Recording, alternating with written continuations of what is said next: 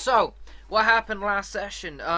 So we kind of finished the game, didn't we? I don't want to say we got an ending. I want to say we got a game over. Um, Basically, what happened is we uncovered all the doors. We found door 9. However, Clover suggested that we should look through door 2, as we haven't been through door 2 yet. So she went with, I think, 3 other people: June, Santa, and wait, yeah, June, Santa, and 7. She went with them down this elevator to go check out floor 2. Um, and she only returned by herself. She threw these bracelets on the floor. She killed the other people. She went psycho, done us in, and said, "Right, see you, Junpei." And that was it. That was the end of it. We got battered.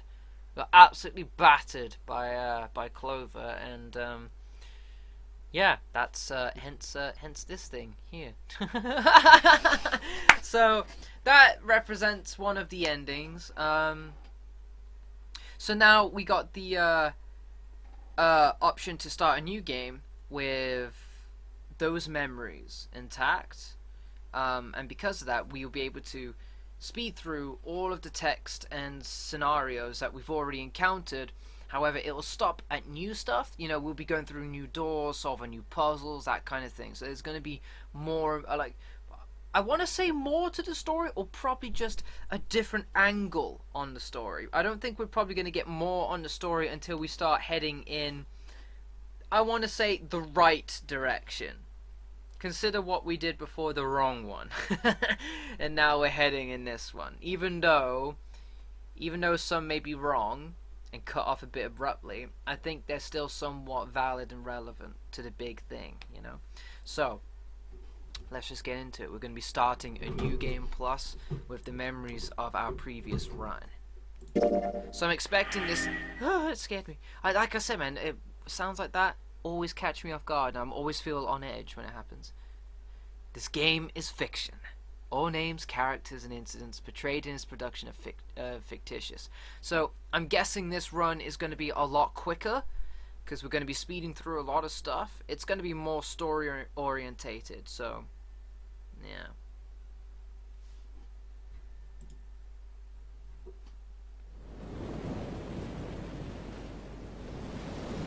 So if you remember, we started on that ship, didn't we? We started in that little cabin, 3 bunk beds. It's a flood coming in.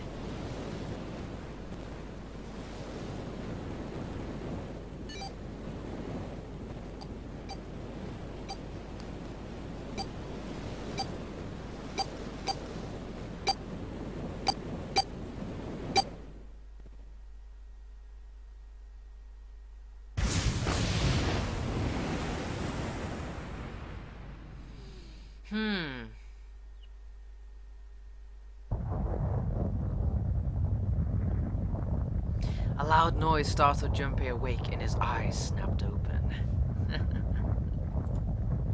As they adjusted to the light, he realized that he didn't recognize his surroundings.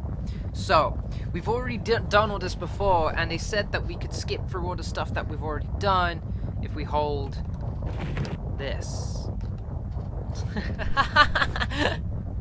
Da da da da da da da. So it'll naturally stop at a situation that's completely new. So we've got the wristwatch, we know all that, it won't come off. Whoa! Recollection of what fucking happened. Oh shit, it's cracking! Wow, this is actually pretty intense now. It's been, whoa! What the fuck? Okay, so now we've got to I guess we gotta do the puzzles despite, you know, already doing it. So if I remember.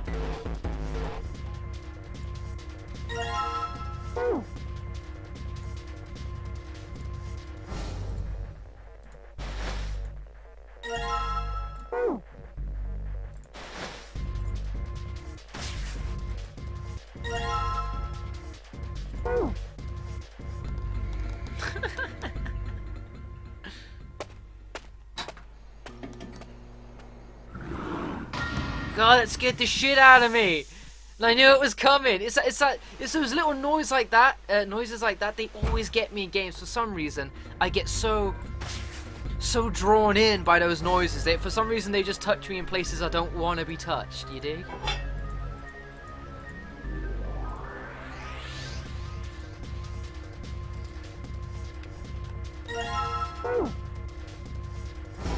Okay, so we played this game not too long ago. So, a lot of the things still feel, pretty fresh. Now, I want to say that I get a screwdriver from in here.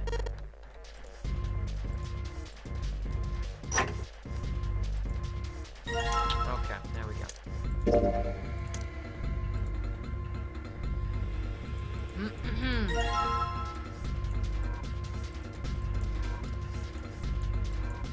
Okay, so let me just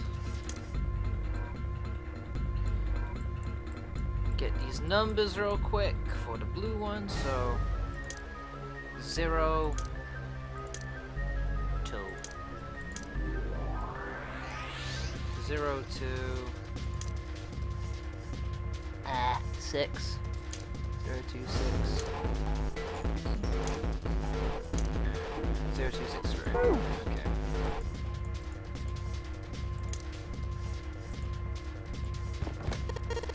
No dice. I wonder what could happen. What we need to do.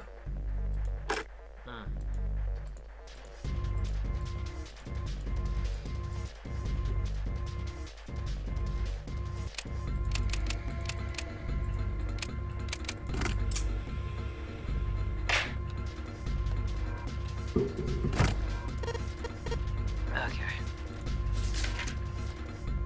So this is the file explain digital root. Of course, we are way more than familiar with digital root by now. Fucking experts on this stuff. But I'm not an expert at remembering where the red. Yes, I am. I take that back. Right. Whoops.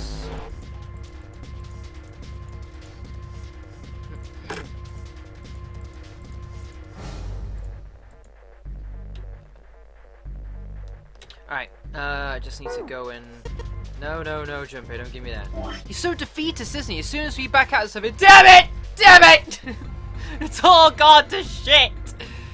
Alright, red. So, we got 7 and 4. Yeah, 7 and 4. 7, 4, 8. 7, 4, 8, 5. I think. Yes.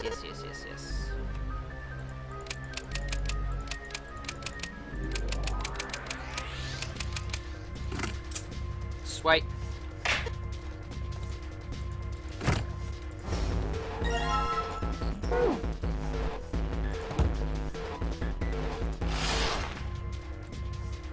Alex.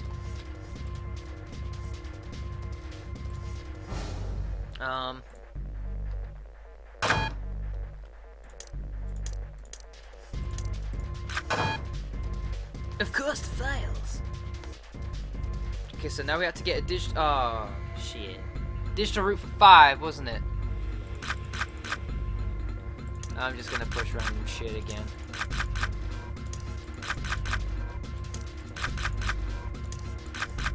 Or I could just actually, just think about it. That might work, you know? No, shut up. Why do I want to think about things? See? It's 5, right? That's what we needed? Here we go. Alright.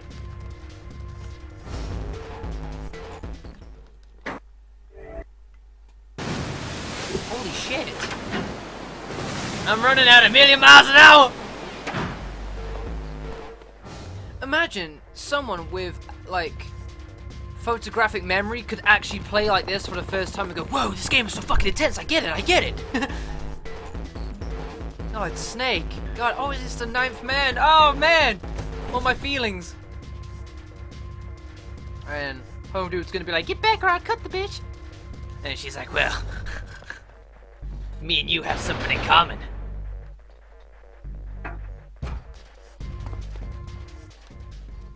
Yeah, I can know. Oh my god. Just seeing her face and it's like rustling around and everything. You know what? This is actually pretty interesting how it's like fast forwarding like this. It's like we're having a flashback of the previous events that we just witnessed, and now we get to do things differently. I don't think this is just... I think this is a convenient way of getting past all the stuff that we've done before, but in the same way, it's kind of similar to how you'd recall something, you know? We're going back through step by step of it, but it's all in fast forward, like general thoughts are. You don't spend 6 hours thinking about, you know, a situation. It's like in really fast forward, isn't it? And at the same time, it all makes sense. And there's that opening, isn't there? Why do I know where I am, why I'm here and everything?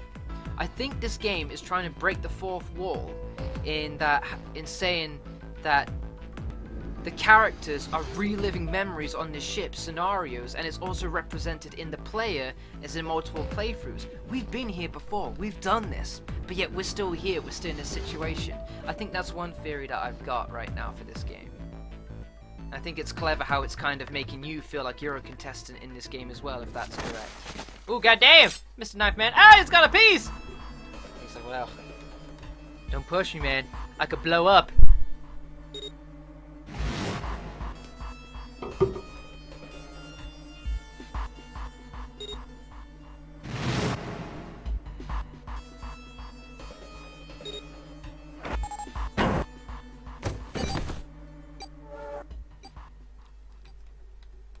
God damn! Pass forward.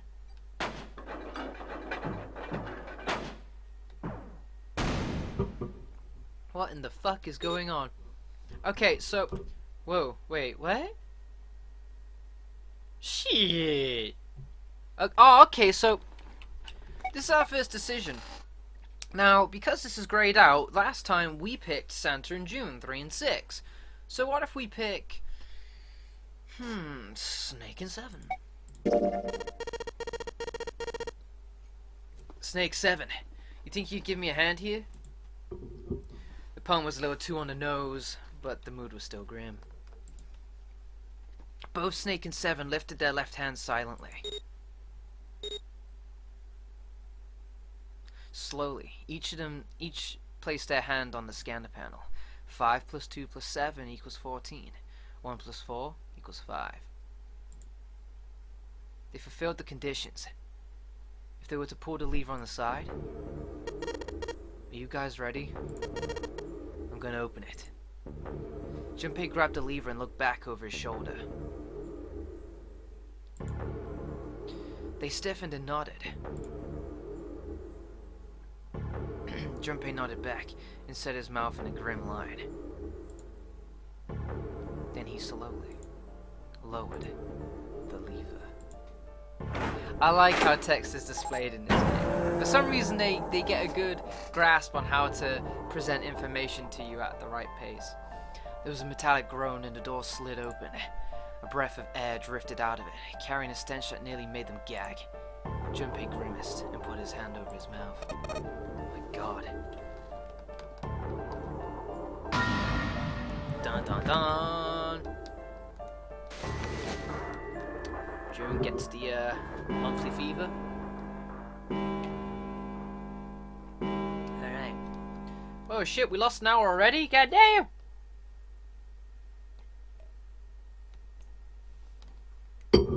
Man, I downed my tea already. Ah, shit. Zero said...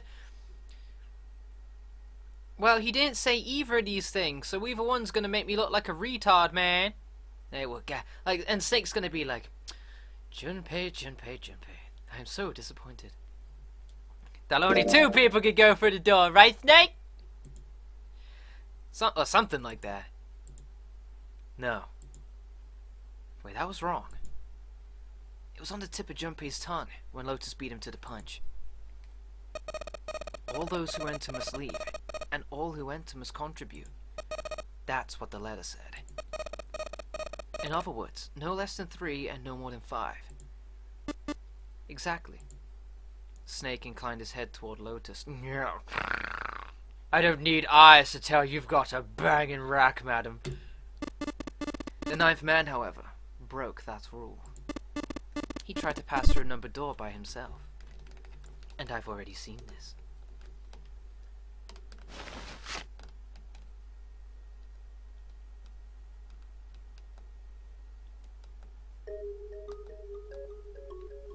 So right now the game's explaining the rules of the game. Of course, we are way more familiar than the requirements for every door. Now they're saying how they all came here, their memories are 0. They're saying that they know one another, and so do me and June. Well, fuck me, man, that just wasn't cool. Oh my days, we were just blitzing through this game. Fucking speedrun, son. Damn. Get back! Get back!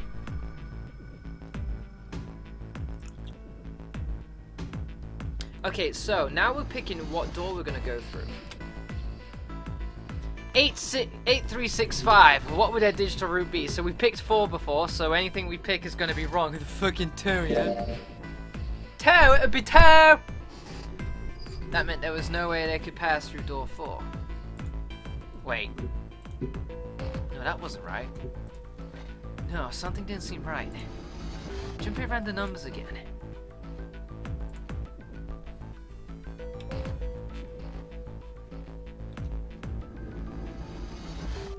Okay, so this time we're gonna go through door 4. Decided that door 4 would be fine. Go through door 4 with Lotus, Santa, and June. So this is going to be our first, like, you know, big decision change. Rather than just going 0 said or something like that. We're actually going to be getting a whole different scenario because of going through this door. We're going to be in a different room we've never been before, doing a different puzzle with different people. Like we're going with Santa and June. This is the first time we're actually going to be in the same room as Santa and June. Why had Junpei even considered doing otherwise? He would be there for June. Why had Junpei even considered doing otherwise? I'm really digging this whole deja vu kind of, why do I know these things? These memories that I'm having. I'm liking that, man. For Akane Kurishiki. That seemed good. He felt it was the right choice to make. He made no shows of affection, but Junpei saw her as something more than just a friend from his childhood. He watched the other 4 walk toward the door. Ace, Snake, Clover, and 7. Junpei said nothing as they left. Before long, they had reached door 5. They talked to one another for a few seconds, saying things Junpei couldn't hear, and then laid their hands one by one on the scanner panel of the red.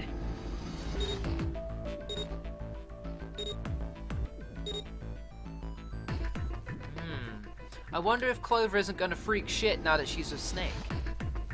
Ace grabbed the lever. His face tight with determination, he turned over his shoulder to look at Junpei and his companions. Goodbye. Goodbye? Be careful.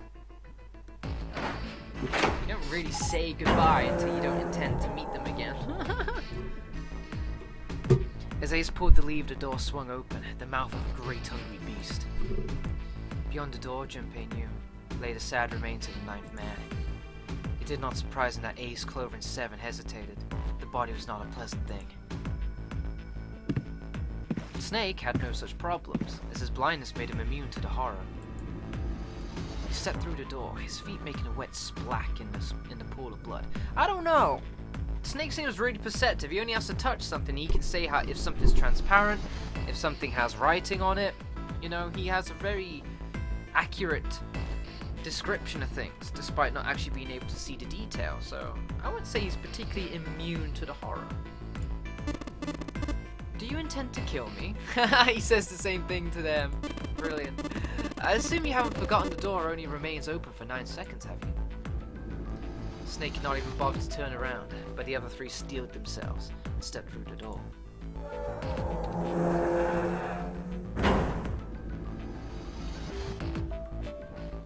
Door 5 swung shut, closing with the heavy finality of metal upon metal. Junpei and his companions scrambled to the door. They pressed their ears to it in an attempt to hear what might be taking place on the other side. It's beeping.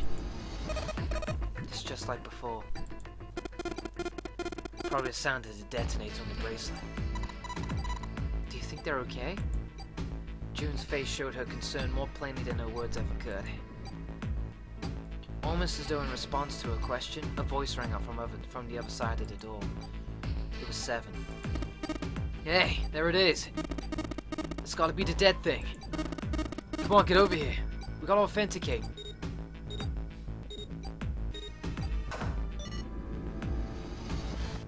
The beeping stopped. The sighs of relief were audible even through the heavy door. That's what it'd have to be like for you to hear that shit. Phew. Looks like it stopped. Junpei and his companions leaned away from the door and breathed a collective sigh of relief of their own. Hey guys, are you doing alright over there? They'd heard Seven's voice, but it wouldn't hurt to be sure. Yeah, we're fine. Despite the recent danger, Clover's voice was as bubbly as ever. You know, I'm kind of happy for her, but bitch! Oh hey, I'm gonna tell you about this whole dead thing, okay? The dead is just like the red, but the color's different. You know how the red was red? Well, the dead is blue. Other than that, it's just like the red. Authenticating is the same too. Awesome, thanks. That helps a lot. Oh, we should probably move on now. You be careful out there. Roger that. So now it's our turn to enter our room, a brand new room, with a new puzzle and a new fate. Junpei and the others left door 5 and headed toward door 4. They stood in front of the red and placed each of their hands upon it. Oh, whoa. My days. They were like happy slapping that thing. God damn. 4 asterisks appeared on the screen. Junpei grabbed the lever and turned around. You guys ready? Yeah. Yeah, sure. Let's go. None of them looked particularly optimistic, but their faces were set. Junpei nodded to them and turned back toward the red. Alright. Let's go. With strength and determination, he pulled the lever.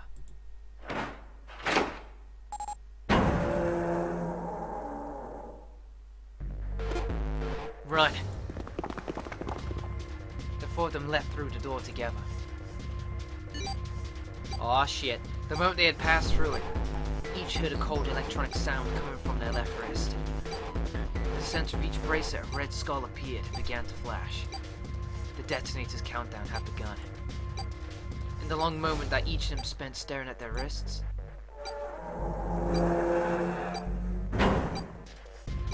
the numbered door behind them closed, the sound of metal on metal reverberating down the hallway. Shit. There was no way back now. They were committed. If they could not find a device to deactivate the detonators... Hey, where the hell is the dead? How would I know? Don't give me that crap. Start looking. I already am. They began to run, eyes looking frantically for the device that was the key to their salvation. The hallway they found themselves running down was a long one, easily 300 feet in length. On the right side of it stood a series of wooden doors, all nearly identical. If they had taken time to think, they would likely have discerned that the doors led to cabins. Don't tell me the dead is in one of those rooms. Oh no. How many rooms do you think are there? Junpei was too frightened to count properly, but at his best guess there were 7 or 8 of them. Ah, fuck! There wasn't time to count them to be sure. Junpei ran to the nearest door. He grabbed the knob and shook it hard. It wouldn't open. He didn't feel locked, more like someone had hammered an iron plate over the other side of the door. Junpei turned around to find another door and saw that his companions had already run to doors of their own. They did not seem to be having any more success than he had. Their own words confirmed his fears. Shit! This one's no good. Yeah, same here. It's not moving. June was the last to speak up. As Junpei looked in her direction, his eye caught something he hadn't noticed before. A small red light. It flashed out dimly from the end of the hallway. That's it. Over there. Even as he yelled, he ran. He grabbed Santa, Lotus, and June and pulled them toward the light. Santa called out to them as he ran. Hey! How many more seconds do we have? How would I know? Our time limit is 81 seconds. I know that, goddammit! I'm asking you how many seconds we have left. In all likelihood, Junpei figured, nearly a minute had already passed since the door had closed behind them. If that was true. Urgency foremost in all of their minds, they arrived at the end of the hallway. The dead sat on the left wall, blinking almost tauntingly at them. Hurry! Junpei grabbed hold of the machine, his hands slick with sweat and shaking. He slammed his hand against the scanner panel. The other three quickly followed suit. I like how they sped that up then to kind of reflect the urgency. With a grunt, Santa yanked the lever down. Phew! You know, I didn't expect us to blow up, but damn, I didn't like it either. Pant, pant, pant. Ooh. Oh, oh, ooh. Oh, oh. Phew! Looks like that stopped. His hands beginning to steady, Junpei wiped away some of the sweat that had beaded on his forehead. As they caught their breath, the four companions began to look around. At the end of the hallway lay a heavy-looking set of double doors. Set into the walls of the hallway on either side of the larger door were two smaller ones. They all needed inspecting, but Junpei began with the largest of the three, the double doors. How many times had he come across similar doors with similar results, he wondered. Or perhaps he corrected himself. More, a lack of results. Whatever the reason, the door remained firm and unyielding, and refused to allow Junpei or anyone else passage. Near the handle was a small keyhole. Above the keyhole was a small symbol, engraved in the brass. Mail? He wasn't quite sure what to make of it, and stared at it for a moment in confusion. It was June that corrected him. No, that's not the symbol for mail. That's probably the symbol of Mars. Well, technically they are the same symbol. But I saw a number of similar symbols near the main stairway. The symbols of the solar system. The Sun. Saturn. The Earth. At least that's what I'm assuming. So this is the man symbol? It's a symbol for Mars? I think so, yeah. While Junpei and June talked, Santa had disappeared. Aw, hell! It's cracking! They turned to find him some distance down the hallway. He'd gone to check the other doors. Eventually, he reached the last of them and jogged back. It took him only a moment to catch his breath again. Okay, here's the deal. None of the other doors open. Then that must mean we only have two more doors. Lotus examined the doors on either side of the large double door. Each one had a metal plate attached to it. Junpei figured they were probably from room numbers. The door on the left read B92, and the door on the right proclaimed that it led to B93. Alright, let's open them. Yeah. Junpei put his hand on the doorknob for the door that said room 92. Santa moved to room 93. They had made it through the numbered door alive. There was nothing more to be afraid of. Or so they thought. Junpei and Santa looked at each other and nodded, winking, smiling, grinning. Ooh. 1, 2, 3. In unison, they pushed against their respective doors. Whoa, and promptly found themselves in a new room. June followed Junpei as he threw open his door. Ah, okay. They turned around and saw that the door on the other side was open as well. Through the door was another person, his mouth agape. It was Santa. Hey, it opened. Yeah, it did. Junpei and Santa looked at each other. They had not expected the doors to yield so easily. Lotus's calm voice broke into their thoughts. Maybe this is all part of Zero's plan. I can't say I enjoy being treated like someone's puppet. As she headed for room 93, Lotus continued. Well, now we have these 2 rooms. I'm sure there's something in there that will help us get out of here. Let's find it.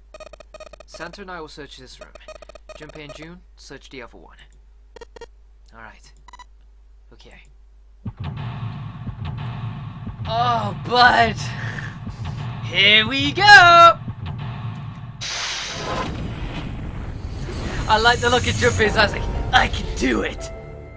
And there's us with a fucking pocket watch and crying and shit. With a hand on our dick, not knowing what's going on.